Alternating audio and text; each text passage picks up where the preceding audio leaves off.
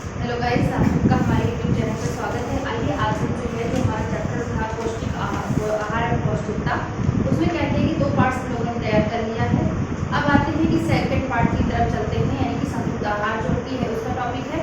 तो संतुलित आहार से क्वेश्चन बहुत पूछे जाते हैं कि कितनी मात्रा में कैलोरी किस आयु वर्ग के मनुष्य को चाहिए। जैसे कि आपका बच्चा है, वयस्क व्यक्ति है, वृद्ध है, जो भी है, स्त्री है, पुरुष है, उनके बारे में जानते हैं कि कितनी किसकी आवश्यकता होती है।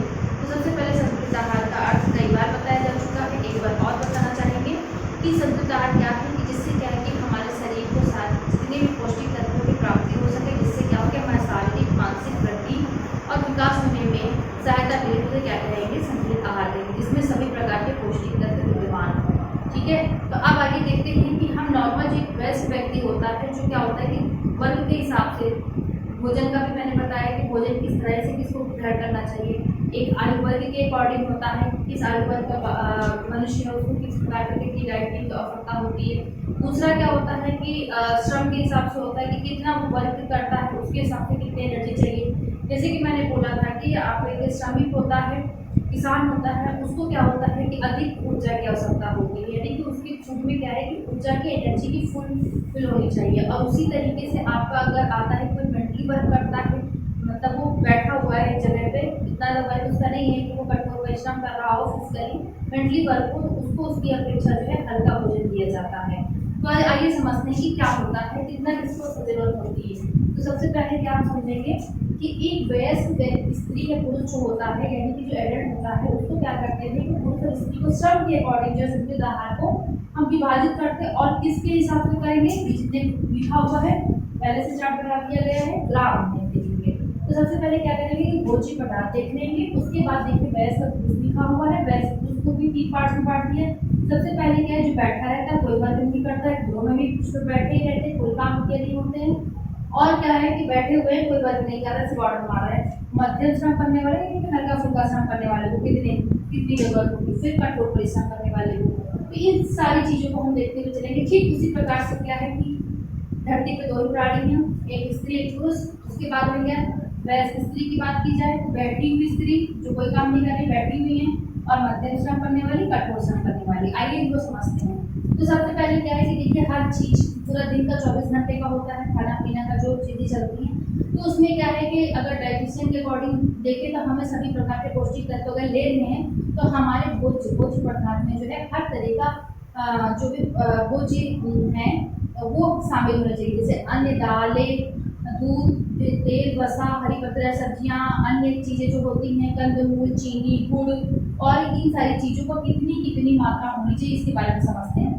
अन्य उसको कम से कम पूरे दिन का बताया जा रहा है कि कितना लेना चाहिए। जो क्या कर रहा है, बैठा हुआ पुरुष है, तो उसको 460 ग्राम ही अन्न को ग्रहण करना चाहिए, जो कि क्या है कि ओवर ना हो, इसका पाचन जितनी ऊर्जा कर सकता उतना हो सके। उसके बाद में मध्यम श्रम करने वाले के लिए 560 ग्राम, उसी हिसाब से 670 क्या हो जाएगा आपका कठोर श्रम जो पुरुष कर रहा है, यानी कि यहाँ पर श्रमिक वर्ग आ जाएगा कठोर श्रम करने वाले का। यहाँ पे आपके अध्यापक वगैरह आ जाएंगे जो मध्यम श्रम कर रहे हैं, मेंटली वर्क कर रहे हैं, ये सारी चीजें आ जाएंगी। फिर आगे दालों के बारे में देखिए, दालें कितने ग्राम में, तो 40 ग्राम होता है जो बैठा हुआ है। और वही इसी जगह पे मध्यम जो कर रहा है वर्क कर रहा है उसको कितना, 50 ग्राम। और यहाँ पे कठोर श्रम करने वाले को 60। भाई कठोर श्रम करने वाले को हर एक चीज क्या होगी, अधिक मात्रा में चाहिए होगी, चाहे वो शारीरिक हो या फिर मानसिक हो। क्या है, शारीरिक में ऊर्जा की ज्यादा आवश्यकता होगी और चीजें कम होंगी। फिर क्या आ जाएगा, दूध इसमें क्या है 150 जो भी है। उसके बाद में यहाँ पे मध्यम श्रम करने वाले को 200, यहाँ पर 250 ग्राम। तो अब आइए देखते हैं कि तेल और वसा की मात्रा कितनी होनी चाहिए। जो मनुष्य सिर्फ एक स्थान पर बैठा रहता है तो 40, और जो मध्यम वर्ग कर रहा है, मीडियम वर्ग कर रहा है 45 ग्राम, और उसी जगह पे कठोर श्रम करने वाले को 65 ग्राम की आवश्यकता होती है। अब आते हैं हरे पत्तेदार सब्जियां, जो भी हरे पत्तेदार सब्जियां होती है वो 40 ग्राम। तो यहाँ पे 40, देखिए हरे पत्तेदार सब्जियों की आवश्यकता सभी को है, कितनी है, 40 ग्राम दोनों जगह पे आ जाएंगे। फिर आइए देखते हैं अन्य की कितनी आवश्यकता, यानी कि यहाँ पे अन्य हो गया, अनाज हो गया, यहाँ पे अन्य चीजें जो है उसकी आवश्यकता कितनी पड़ेगी। जैसे कि हरे पत्तेदार सब्जियों के अलावा और तेल, घी, वसा, इन सब के अलावा भी कुछ चीजें अलग से भी खाई जाती हैं, कई चीजें ऐसे आ जाती हैं, फल फ्रूट आपके और भी चीजें आ जाएंगी। तो यहाँ पे कितना है, 60, 70 और 80 ग्राम।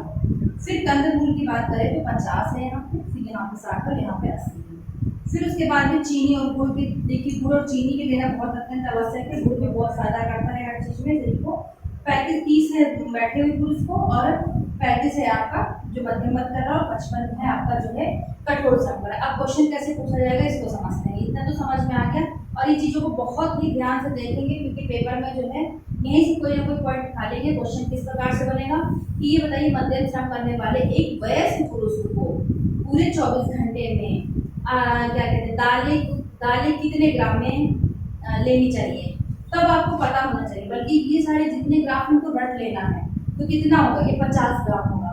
तो इसको बहुत ही ध्यान से पढ़ते हुए चलेंगे और हर एक पॉइंट को रट लेंगे। इसके अलावा कुछ अलग से नहीं पूछा जाएगा, और यही सारी चीजें आएंगी जो ग्राम में पूछी जाती हैं, जो हम लोग बहुत कंफ्यूज हो जाते हैं कितना किसको चाहिए। इसी प्रकार से भी ये हम समझ रहे हैं वयस्क पुरुष के बारे में, वयस्क स्त्री के बारे में। अभी आपकी सबसे इम्पोर्टेंट जो एक आती है वो आ जाएगा गर्भवती स्त्री जो होती है, स्तनपान कराने वाली स्त्री जो होती है, उसके बारे में क्वेश्चन बहुत पूछे जाते हैं, क्योंकि वहाँ पे क्या है कि हर एक चीज की अधिक से अधिक आवश्यकता होती है। फिर शैशवावस्था, बाल्यावस्था में ये सारी चीजें तो हम पढ़ेंगे ही पढ़ेंगे, लेकिन ये भी बहुत इंपॉर्टेंट है कि वैसे उसको कितनी आवश्यकता होनी चाहिए। ठीक प्रकार से उसी प्रकार से हम स्त्री को देख लेते हैं। तो हम इनको क्या करते हैं कि ऐसे ग्राफ में बांट करके चीजें रखने के लिए हमारे लिए बहुत अत्यंत आवश्यक है, और इसको क्या है कि आसानी से समझा जा सकता है। अन्य की कितनी आवश्यकता है, देखिए 410 है, बैटरी भी 440 है, और वहीं पर जो आप कठोर श्रम कर रहे हैं वहाँ पे 575 है। यानी कि वही हो जाएंगे जो लोग कठोर श्रम वर्कर्स होते हैं, जो घरों मकानों को बनवाने के लिए मदद करते हैं, आते हैं, लेबर टैक्स में होते हैं, सर पे अपना सारा वजन रखते हैं और सीढ़ियाँ चढ़ते हैं, 2-3 सीढ़ियाँ चढ़ के जाते हैं, फिर जो भी है वो यहाँ पर कठोर श्रम आ जाएगा। फिर आपका क्या जाएगा, दालें क्या है कि 40 हो जाएंगे जो इसकी बैटरी भी रहती है, और यहाँ पे 45 जो मध्यम वर्ग कर रहे हैं, मान लीजिए घर पे है जो भी वर्क कर रही है वो 45 हो जाएगा, और उसी प्रकार कठोर श्रम करने लिए वो 50। फिर यहाँ पर आपका दूध आ जाएगा, दूध आपका कितना हो जाएगा 100 ग्राम, और यहाँ पर 150 ग्राम, और यहाँ पे 200 ग्राम। उसके बाद में आपका आता है तेल और वसा। तेल और वसा को भी लेके चलेंगे, तो हर एक जगह पे तेल और वसा की आवश्यकता होती है। यहाँ पे 20 ग्राम आ रहा है, बैठे हुए 25 ग्राम आपकी जो मध्यम श्रम कर रही है, और कठोर श्रम के लिए 40 ग्राम आ जाता है। ठीक उसी प्रकार से हरी पत्तेदार सब्जियां 100 ग्राम। तो देखिए यहाँ पर क्या है कि कुछ की बात जब आई है हरी पत्तेदार सब्जियों की, तो 40-40 ग्राम की बात आई है, और यहाँ पर क्या है कि स्त्री की बात आ रही है, तो 100 ग्राम, और कठोर श्रम करने वाले को 50 ग्राम बताया गया है। तो यहाँ पर एक चीज ये ध्यान देंगे कि भाई क्या है कि इसमें स्त्री के लिए क्यों इतना ज्यादा अधिक बताया गया है, क्योंकि इससे क्या है कि हरे पत्तेदार सब्जियां लोहा और आयरन के अत्यंत क्या होता है कि प्राप्ति होती है, सबसे ज्यादा इसको इसकी आवश्यकता होती है, स्त्रियों को होती है, इसीलिए यहाँ पर इसको जो है अधिक मात्रा में बताया गया। कठोर श्रम करने वाले को इतनी जरूरत नहीं है। फिर उसके बाद में अन्य की बात आती है, जो अन्य चीजें होती हैं, तो आपका जाएगा यहाँ पे 40 ग्राम, और यहाँ पे 40 ग्राम, और यहाँ पे 60 ग्राम आ जाएगा। फिर कंदमूल की बात करें तो यहाँ पर भी 50 ग्राम, और यहाँ पे आपका आ जाएगा 40 ग्राम, तो 40 ग्राम आ जाएगा। उसके बाद में आइए चीनी और गुड़ की बात करते हैं। तो चीनी और गुड़ अगर आता है तो आपका यहाँ पर जो है चीनी और गुड़ जो है ये आपका 20 ग्राम और 20 ग्राम है। उसके बाद में जो है यहाँ पर क्या हो जाएगा 40 ग्राम। यहाँ पर जो है एक चीज छूट गई है, कंदमूल जो की आवश्यकता होती है 50 ग्राम है, 50 ग्राम, और यहाँ पे 60 हो जाएगा।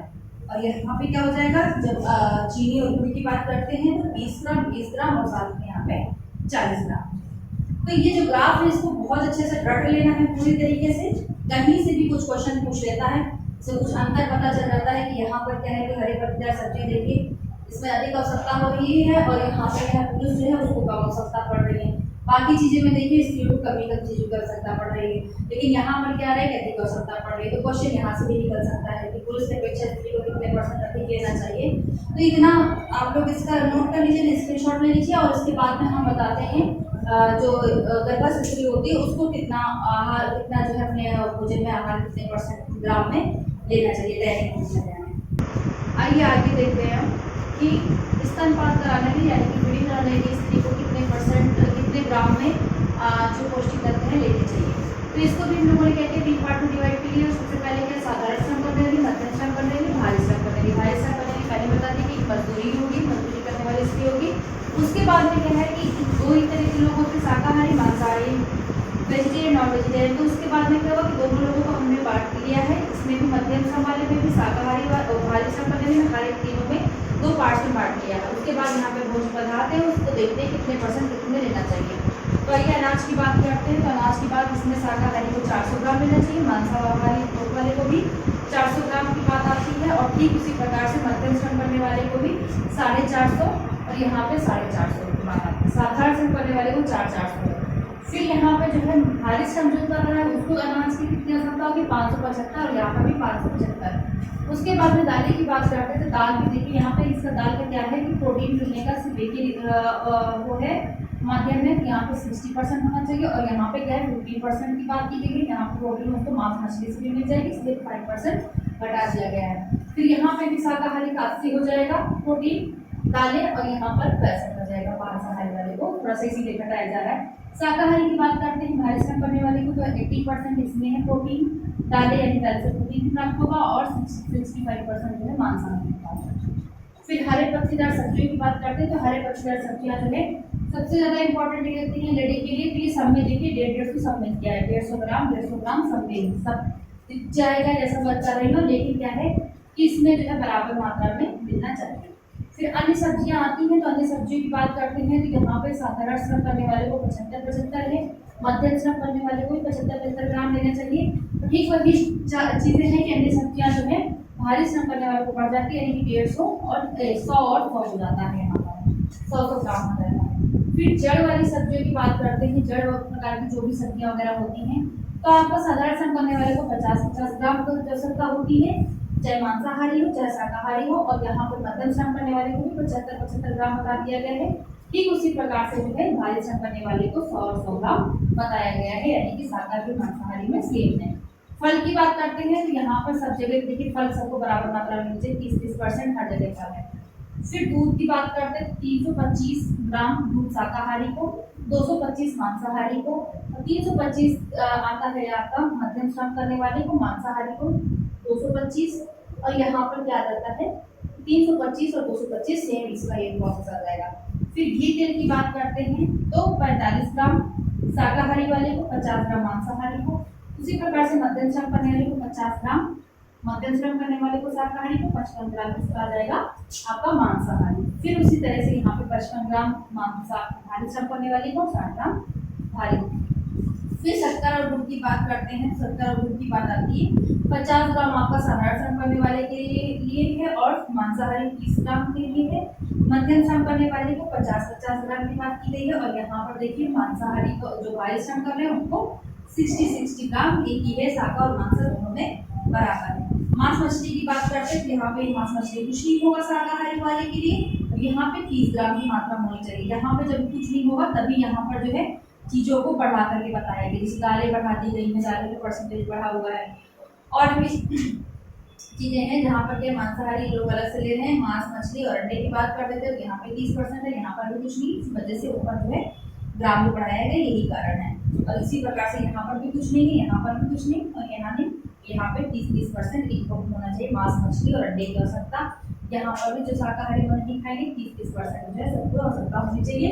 लेकिन एक चीज देखिए, यहाँ पर एक चीज नहीं दी गई है कि मूंगफली का घी और तेल की आवश्यकता जो है साधारण श्रम करने वाली स्त्री को नहीं है, और मध्यम श्रम करने वाली स्त्री को भी नहीं है। यहाँ पर क्या है, जो भारी श्रम कर रहे हैं इनको आवश्यकता है। तभी देखिए जो लेबर होते हैं वो ऑयली चीज़ें खा लेते हैं, उनकी घट से डाइजेस्ट हो जाती है, क्योंकि उससे जो है देर तक उनका चलता रहता है, डाइजेशन प्रोसेस जो रहता है देर तक चलता रहता है, और उनके शरीर पेट में देर तक भोजन रहता है और एनर्जी प्राप्त होती है। इसके बाद आइए देखते हैं हम जो है बालकों का देखते हैं। ये तो हो चुका हमारा वयस्क व्यक्ति का हो गया, स्त्री का हो गया, अब स्तनपान कराने वाली स्त्री का हो गया। आप देखते हैं बालकों को कितनी आवश्यकता है।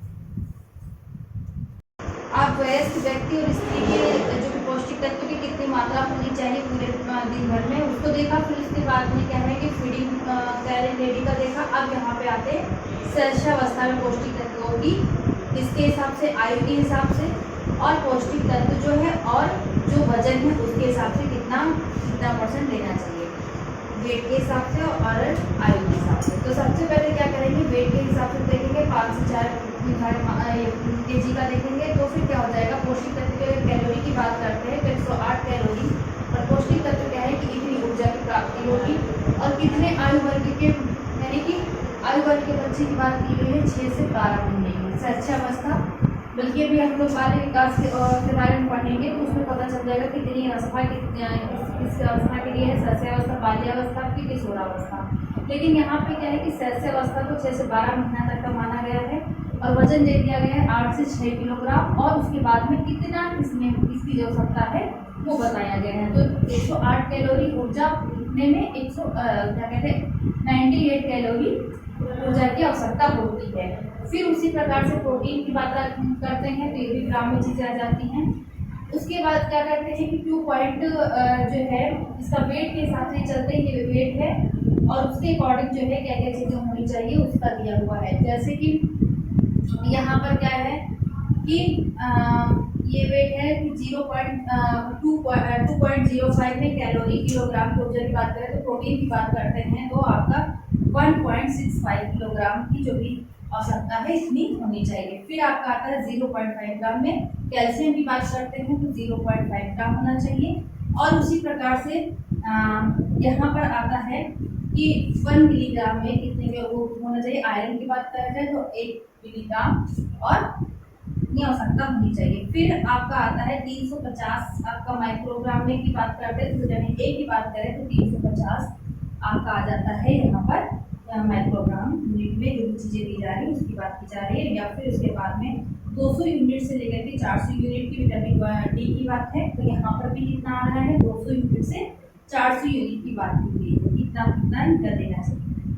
फिर आपका आता है 25 ग्राम की बात करते हैं, इसमें क्या है विटामिन सी की आए तो इसमें भी 25 मिलीग्राम की जो है आवश्यकता होती है।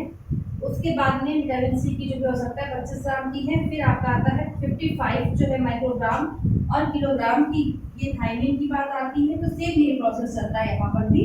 और फिर आपका 65 का आता है 65 माइक्रोग्राम और यहाँ पर चीज़ें ये सेम है, सी की फॉर्मा लगा दिए गए हैं। राइबोफ्लोविन की बात करते हैं तो सेम नई चीज़ें यहाँ पर भी आ जाती हैं। फिर आपका 2.5 का माइक्रोग्राम की बात आती है तो फॉलिक एसिड का, इस पर भी नई चीज़ें सेम आएंगी।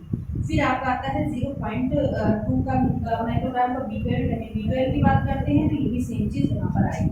तो ये चीज़ें चार्ट के रूप में हुआ कितनी किस आवश्यकता होती वो हमने देखा। अब आइए हम एक चीज़ ये देखते हैं कि जैसे कि क्या है कि शिशु के निर्धारित कैल्शियम और लौह तत्व की जो भी मात्राएं होती हैं उसको कितने रूप में देना चाहिए।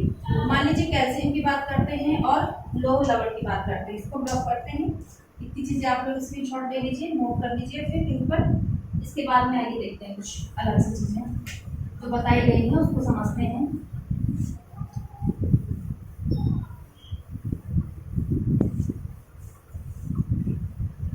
आइए देखते हैं क्या क्या बताया गया है।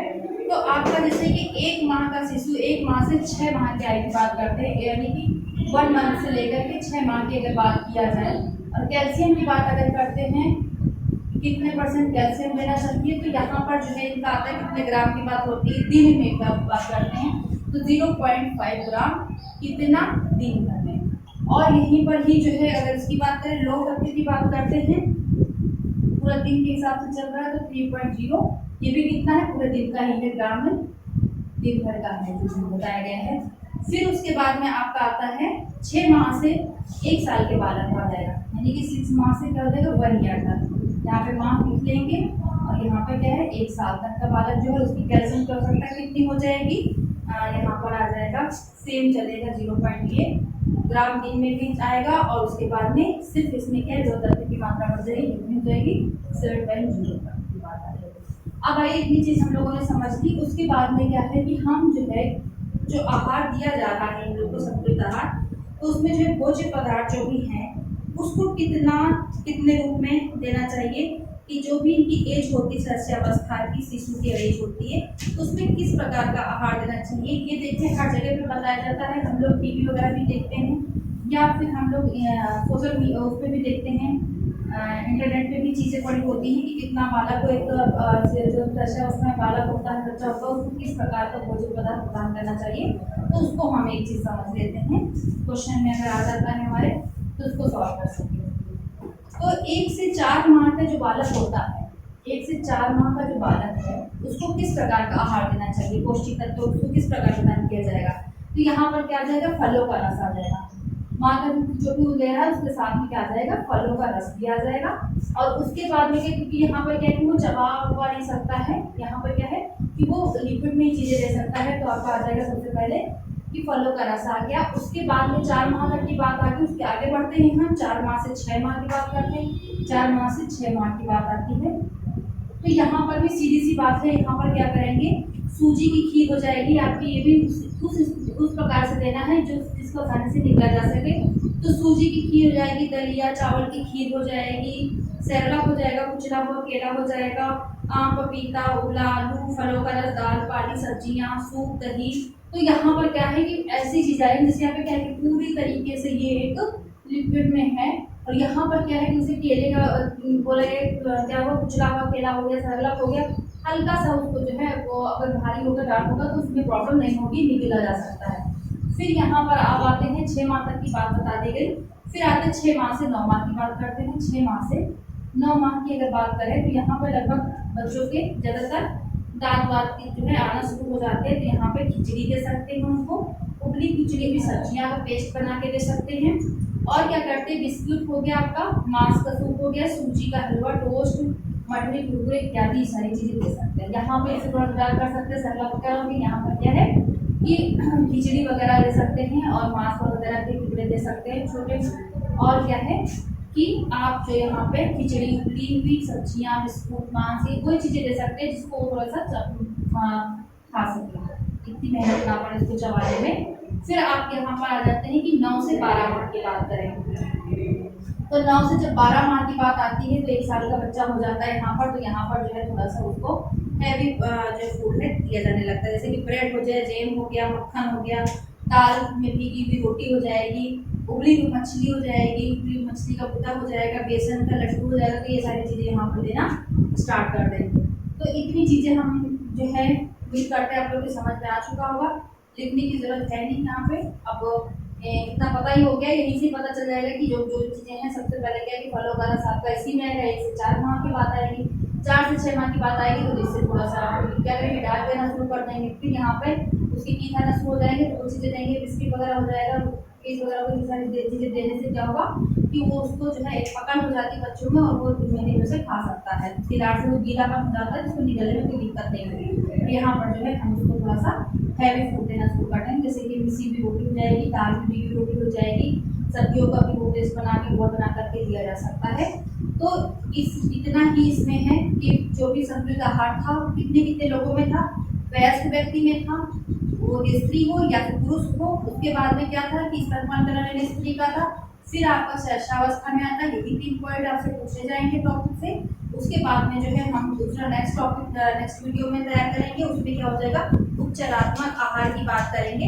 यानी कि उसमें ये चीज़ें आएंगी कि जो भी उपचारात्मक कोई रोग हो जाता है या फिर किसी चीज़ की कमी होती है तो उसमें किस प्रकार का पेशेंट है उसको किस प्रकार का आहार हम प्रदान करें, जिससे क्या है कि उसकी जो भी बीमारी है उसको दूर कर सकते हैं। तो वो हम नेक्स्ट वीडियो बताएंगे। आज के इतने का